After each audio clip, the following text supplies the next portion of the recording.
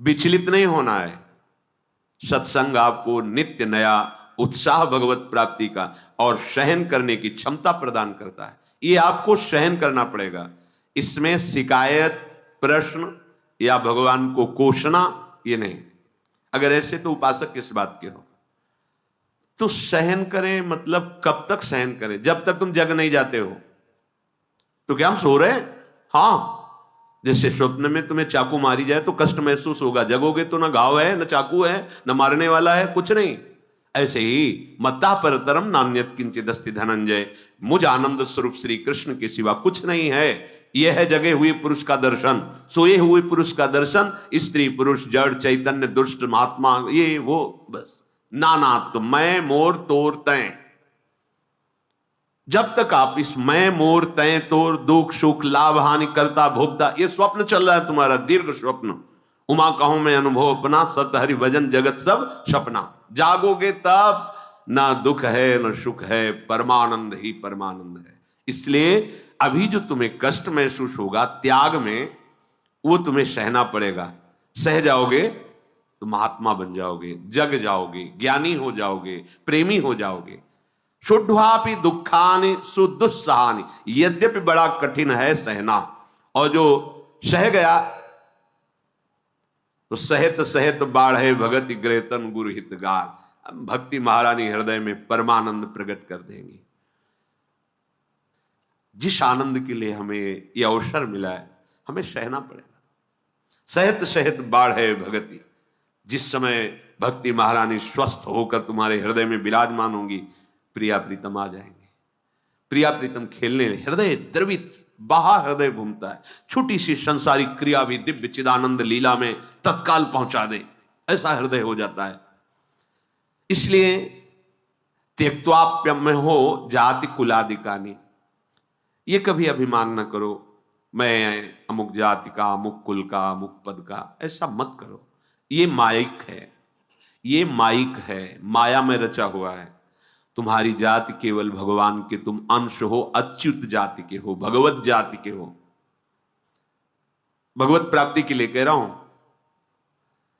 यहां दूसरी कोई, यहां एक ही धर्म है, निरंतर भजन करना, और एक ही फल है, अपने लाडले को प्राप्त कर लेना।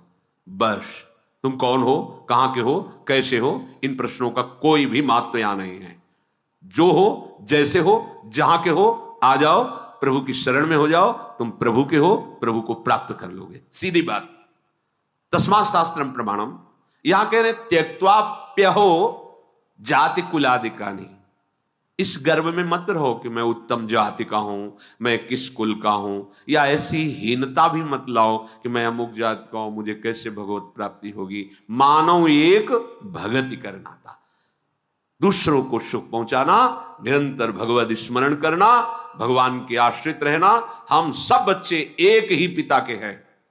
कोई भी धर्म बोलो, कोई भी पंथ बोलो, कोई भी, हम एक ही पिता की संतान हैं। सच्ची सच्ची परम सच्ची परम सत्य, इतनी भी मिलावट नहीं। अब एक बाप के कई बेटे होते हैं तो अलग अलग स्वभाव के होते हैं, अलग अलग प्रभाव के होते हैं, उनका अलग अलग अपना मन का भाव है। तो मेरे पिता इतने दयालु हैं कि तुम जिस भाव से बसते हो उस भाव से तुम्हें दुलार करते हैं। अरे तुम दुश्मनी कर लो तो वो वैसे ही तुम्हारे सामने आ जाएंगे, दुश्मनी करोगे तो दुश्मन बन के आ जाएंगे। बड़े कृपालु, ये यथा माम प्रपद्यन्ते तास तथैव भजाम्य हम। बस भुक्त्वा स्वपाकैरपि थुत्कृतानि वृंदाटवी वासमहं करिष्ये। जैसे बन जाए वैसे तुम वृंदावन का आश्रय ले लो, वृंदावन के रसिकों का संग करो। नीच पुरुषों द्वारा किया हुआ जो तिरस्कार है उसको सहो। भुक्त्वा स्वपाकैरपि थुत्कृतानि, बड़ी महिमा की बात है कि अगर हमें कोई जूठा करके भी भोजन दे दे और वो वृंदावन वासी है, प्रिया प्रीतम का उपासी है, वो भले हम उसे आदर के साथ लेके पाएंगे, सब कुछ सहेंगे, किसी से कुछ नहीं कहेंगे, राधा राधा राधा राधा, और ये जीवन श्री जी में लीन कर देंगे, तन्मय कर देंगे। ये जीवन का परम लाभ। कहीं कोई अहंकार न। यहां इस भाव का तात्पर्य है कि हम इतने दैन्य हो जाए कि सबसे छोटे हम हैं, सब महान हैं, तृणादपि सुनीचेन। इसीलिए यहाँ कहा कि भुक्त्वा स्वपाकैरपि थुत्कृतानि, अगर स्वपच आदि के द्वारा भी। व्यास मिठाई विप्र की तामे ला गए आग, वृंदावन के स्वपच की जूठन खाइए मांग। उसी का संस्कृत में कह रहे हैं भुक्त्वा स्वपाकैरपि थुत्कृतानि, जूठा। भूख लगेगो मांग खाओंगो, गिनो न सांझ सवेरो, ब्रजवासिन के जूठ टूक और घर घर छाछ महेरो, ऐसो कब करी हो मन मेरो। क्योंकि यहाँ केवल प्रेम निधि प्रियालाल के ही निज जन है, इनमें भेद भाव नहीं करना है। जैसे श्री जी हमें रखे, जैसी परिस्थिति हो, बस हमें राधा वल्लभ श्री हरिवंश, राधा वल्लभ श्री हरिवंश, इसी से सब मंगल हो जाएगा। इतने कृपालु हैं, ऐसे असुर स्वभाव वाले को परम पद दे दिया। आप चिंता क्यों करते हैं? आप जिनके शरणागत हैं, कृपा के समुद्र हैं। ये कोई लिखी पढ़ी केवल बातें नहीं हैं। मतलब कैसे तुम्हें बताएं, तुम इनके हो जाओ। ये अब भी चल रही लीला, अभी वर्तमान, ये नित्य चिदानंदमयी लीला है, कोई मायामयी लीला नहीं है। किसी न किसी ब्रह्मांड में भगवान का अवतार हो रहा है, किसी न किसी ब्रह्मांड में दिव्य लीलाएं, अनंत ब्रह्मांडों में निरंतर लीला, हरि अनंत, हरि कथा अनंता, नित्य लीला। आप अनित्य का त्याग करो, शरीर, भूख, नाना प्रकार की ममता, शक्ति। अभी देखो, अभी ये ऐसा नहीं होता कि भगवान ऐसे हर समय परमानंद प्रदान करते हुए अपने भक्त के हृदय में खेलते रहते हैं, आंख खुली हो या आंख बंद हो।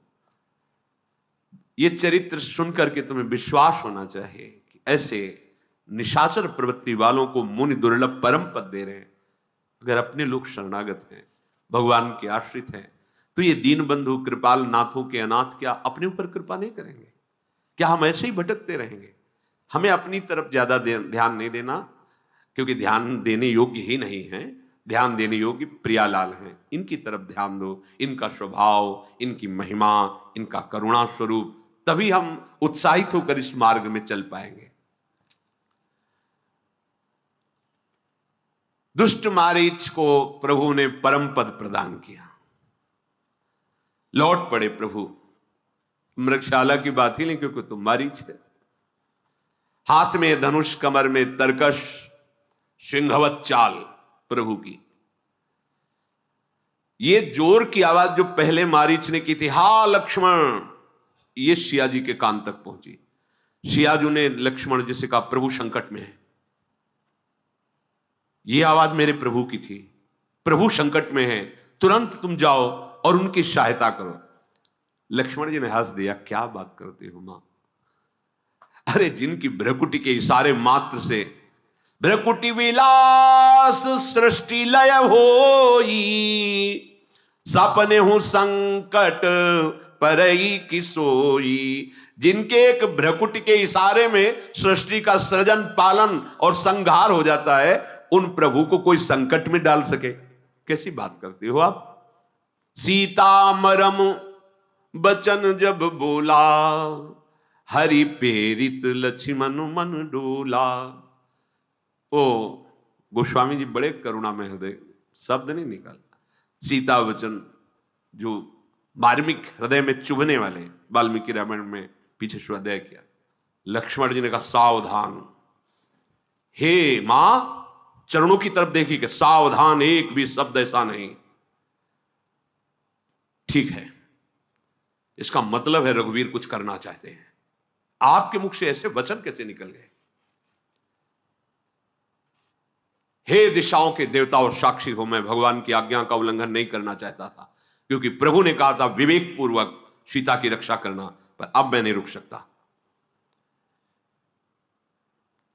लक्ष्मण जी हृदय से व्यथित हो गए।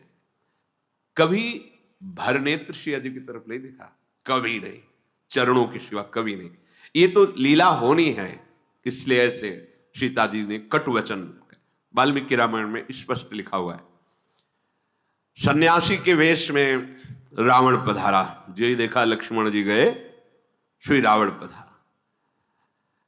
जिसके डर से देवता दैत्य सब भयभीत होते, भयभीत होता हुआ आ रहा है।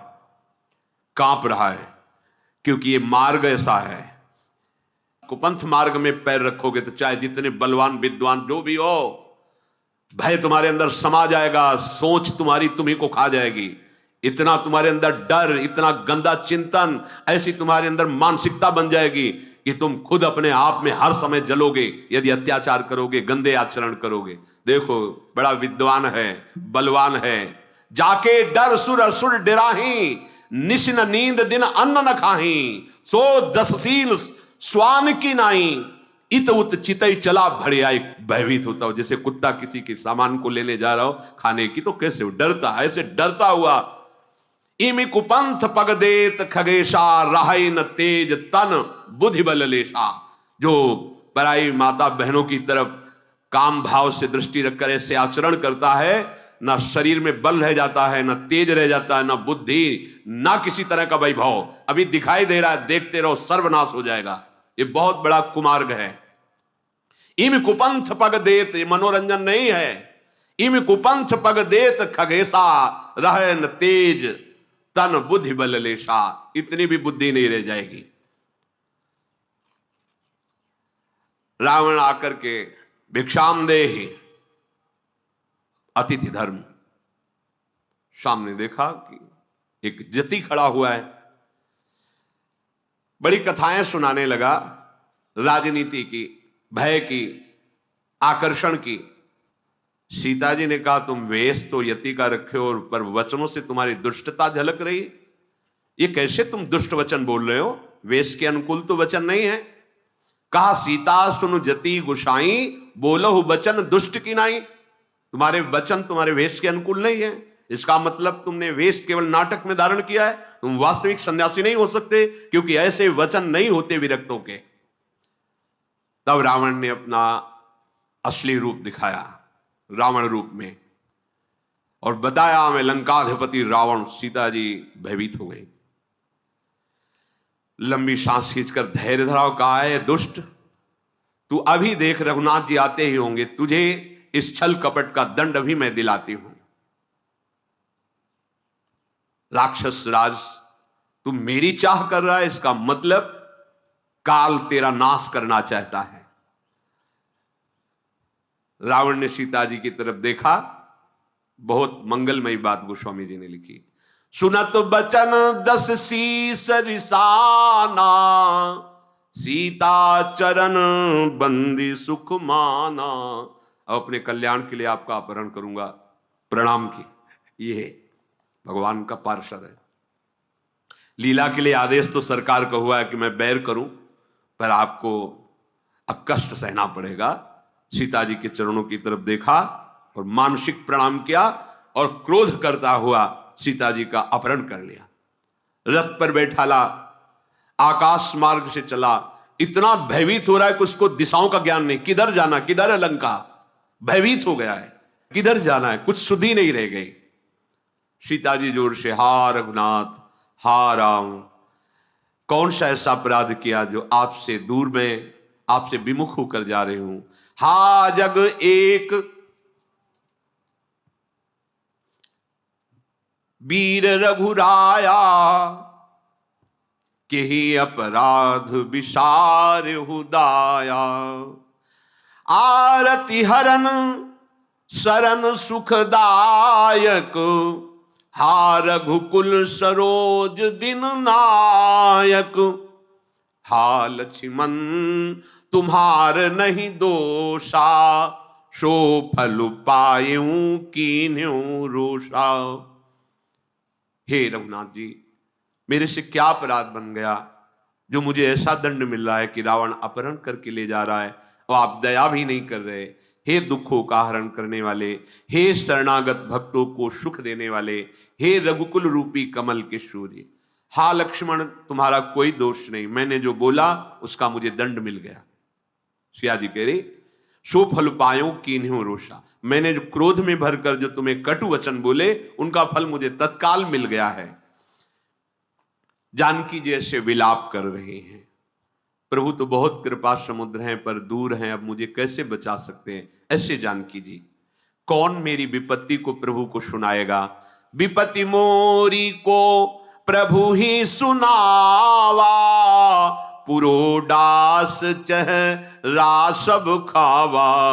सीता के बिलाप सुनि भारी, भय चराचर जीव दुखारी। गीधराज सुनि आरत बानी, रघुकुल तिलक नारी पहचानी। अधम निशाचर लीन्हे जाई, जिमी म्लेच्छ बसु कपिला गाई। हाय मेरी विपत्ति को कौन प्रभु श्री राम को सुनाएगा। यज्ञ के भाग को जैसे गधा चुरा ले, ऐसे ये मेरा अपहरण किए हुए जा रहा है। हा राम हा रघुनाथ। जो भी आवाज सुनता है दुखी विकल हो जाता है। जटायु के कान में आवाज पड़ी और उड़ा और देखा कि विमान पर दशानन रावण सीता जी का अपहरण करके ले जा रहा है। जटायु ने कहा, हे पुत्री, बिल्कुल दुख मत मानो, मैं आ गया हूं, तुम्हारी रक्षा करूंगा। सीते पुत्री करसी जनि त्रासा, करिहो जातु धान करनाशा। धावा क्रोधवंत खग कैसे, छूटई पबी पर्वत कहूं जैसे। पुत्री भय मत करना, मैं आ गया जटायु, मैं इस राक्षस का नाश करूंगा। और क्रोधवंत होकर जटायु ऐसा टूटा रावण के ऊपर जैसे पर्वत पर देवराज इंद्र के द्वारा चलाया हुआ वज्र हो। रे रे दुष्ट ठाड़ की न होई, निर्भय चल सी न जाने ही मोही। आवत देखी कृतांत समाना, फिरी 10 कंधर कर अनुमाना। कै मैनाक की खगपति होई, मम बल जान सहित पति सोई। जब जाना जरठ जटायु ये हा, मम कर तीरथ छाड़ी देहा। जटायु ने ललकार कर कहा, अरे दुष्ट खड़ा रहे, तू निडर होकर शियाजू का अपहरण करके लिए जा रहा है। तू मेरे को जानता नहीं। जैसे साक्षात यमराज टूट पड़ा ऐसे जटायु टूट पड़ा रावण के ऊपर। रावण ने विचार किया, ये कौन हो सकता है जो मेरे बल को नहीं जानता। क्या मैनाक पर्वत है या पक्षीराज गरुड़ जी स्वयं आक्रमण कर रहे हैं। अरे वो तो जानते हैं गरुड़ जी, और भगवान विष्णु भी जानते हैं, फिर ये कौन है जिसको मेरे बल का भय नहीं। अरे ये तो बूढ़ा जटायु है। जब नजदीक आया, अच्छा तो मेरे हाथों से ये मरना चाहता, मेरे हाथ रूपी तीर्थ में ये प्राण छोड़ना चाहता है। सुनत गीध क्रोधातुर धावा, कहे सुन रावण मोर सिखावा। तजी जान की कुशल ग्रह जाहू, नाही त अस होई बहु बाहू। रावण के ऊपर क्रोध करके जटायु दौड़ा और कहा, रावण मेरी बात सुन ले, जानकी जी को छोड़ दे और अपने घर कुशल से चला जा, नहीं तो अभी हे बहुत भुजाओं वाले तेरा ऐसा होगा। राम रोष पावक अति घोरा, हो ही सकल सलभ कुल तोरा। श्री राम जी की क्रोध भरी आग में तेरा पूरा वंश पतिगाद की तरह भस्म हो जाएगा। मान ले मेरी बात, सियाजू को छोड़ दे और वापस चला जा। रावण कुछ नहीं बोला। तब जटायु ने प्रहार किया, पंजे से पकड़ के उसकी खोपड़ी खींच के रथ से नीचे गिरा दिया और प्रहार किया चोंच से। रावण का शरीर विदीर्ण कर दिया पंजे और चोंचों की मार से, उसको मूर्छा आ गई। फिर जब मूर्छा दूर हुई, चंद्रहास अमोघ तलवार है उसकी, तब सक्रोध निश्चर खिसियाना, काढ़े सी परम कराल कृपाना। काटे सी पंख परा खग धरनी, सुमिरि राम करी अद्भुत करनी। चंद्रहास से उसने जटायु जी के पंख काट दिए। अब तो भगवान श्री राम का, उनके गुणों का चिंतन करते हुए गिर पड़ा जटायु। सीता जी को पुनः विमान पर चढ़ाकर बड़ी उतावली के साथ भागा। सीता जी आकाश में विमान पर बैठी हुई विलाप कर रही हैं। आगे देखा कि कुछ बानर विराजमान हैं पर्वत के ऊपर, तो भगवान का नाम लेकर के कुछ चिन्ह डाल रहे हैं। गिरि पर बैठे कपिन निहारी, कई हरि नामो दीन पट डारी, हाराम हाराम, ऐसे करके कुछ वस्त्र डाल दिया। उन बानरों ने उस वस्त्र को उठाया और वो सुना। वो सीता जी को ले गया, बहुत प्रकार से समझाया, भय दिखाया। जब हार गया तो अशोक वृक्ष के नीचे उनका वास दिया और शास्त्रों राक्षसियों का पहरा लगा दिया। ब्रह्मा जी का शाप था इसे। कुबेर की पुत्र वधू के साथ इसने जब गंदा आचरण किया तो भगवान कुबेर ने ब्रह्मा जी से शिकायत की कि अभी तो इसने लंका छीनी थी, पुष्पक विमान छीना, फिर हमारी पुत्र वधू के साथ ऐसा आचरण किया। तो ब्रह्मा जी ने शाप दे दिया था, अगर तुम किसी भी पराई स्त्री को उसकी अस्वीकृति होने पर काम भाव से ऐसा, उसी समय तुम्हारे सर के सैकड़ों टुकड़े हो जाएंगे। इस बात से डरता, मना रहा था। सियाजू अशोक वाटिका में विराजमान हैं और भगवान जैसे बाण धनुष लेकर मृग के पीछे चले थे उसी रूप का चिंतन कर रहे हैं। नाम जप के राम राम राम ऐसे नाम रट रहे हैं। श्री रघुनाथ जी ने जब देखा सामने लक्ष्मण जी आ रहे हैं, तत्काल कहा तुमने आज्ञा उल्लंघन कैसे कर दिया? सियाजू को अकेले छोड़कर कैसे चले आए? मेरी आज्ञा का उल्लंघन क्यों? आज तक नहीं किया, ऐसा क्यों?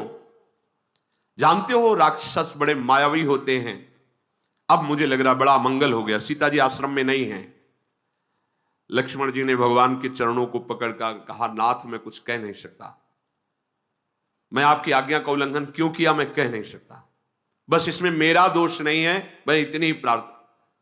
एक बार भी सिया जी के प्रति ये भाव नहीं कि उन्होंने ऐसा कटु वचन कहा, नहीं, चरण पकड़ के कहा प्रभु आपकी आज्ञा उल्लंघन क्यों हुई मैं ये कह नहीं सकता, बस ये जरूर कह रहा हूं इसमें मेरा कोई दोष नहीं है। लक्ष्मण सहित प्रभु श्री राम वहां गए तो देखा जानकी जी ही नहीं।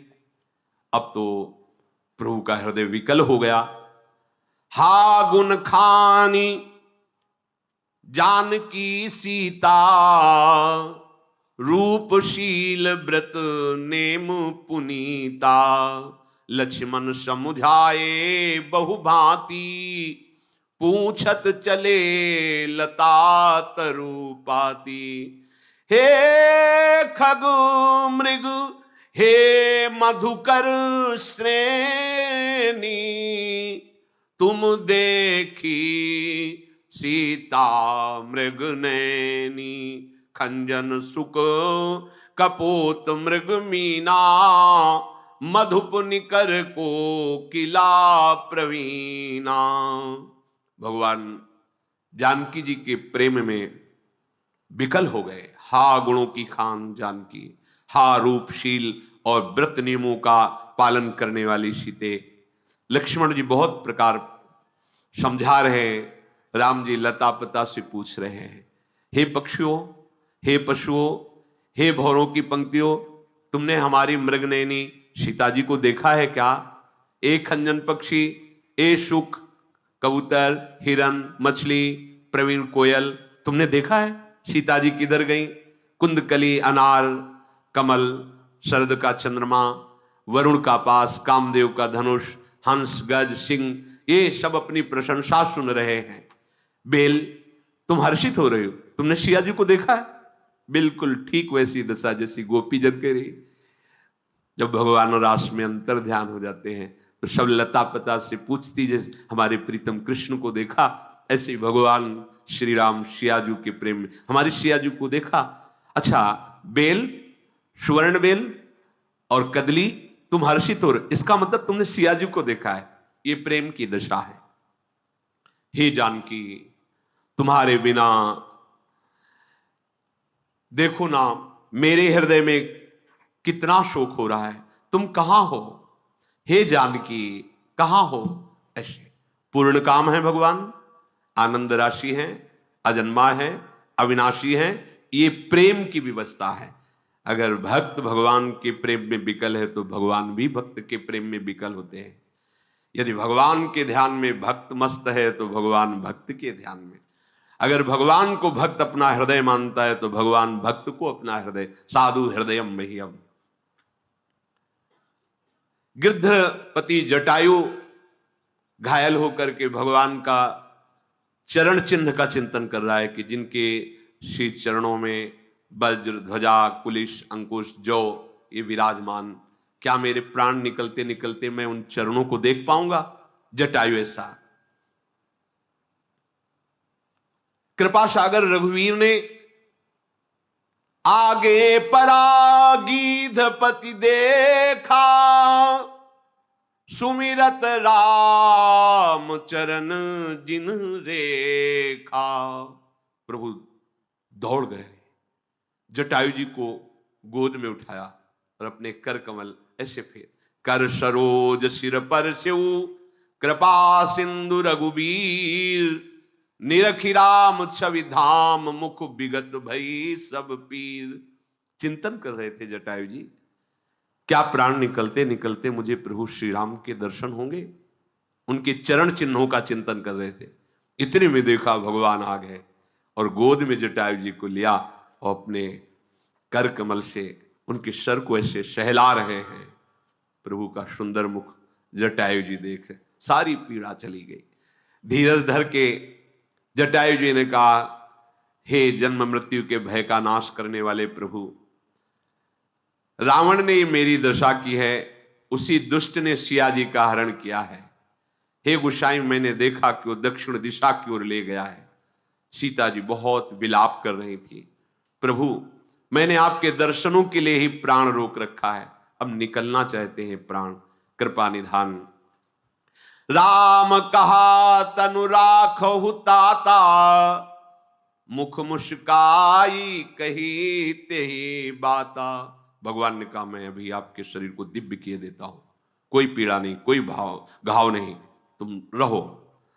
जटायु ने कहा, आप धोखे में नहीं प्रभु, अब नहीं।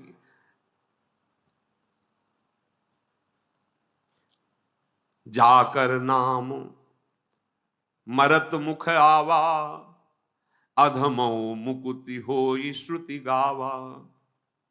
यदि अंतिम समय आपका नाम मुख में आ जाए तो परम पद का अधिकारी हो जाता है। सुमम लोचन गोचर आगे, राखों देह नाथ के ही खागे। वो प्रभु मेरे नेत्रों के सामने, फिर मैं अब शरीर रखूं किस लिए, किस कार्य के लिए? शरीर धारण करने का यही एक फल है कि भगवद स्मृति में तन्मय होकर प्राण त्याग दे। जिनका नाम लेते हुए यदि प्राण छूट जाए तो भगवत धाम की प्राप्ति होती है।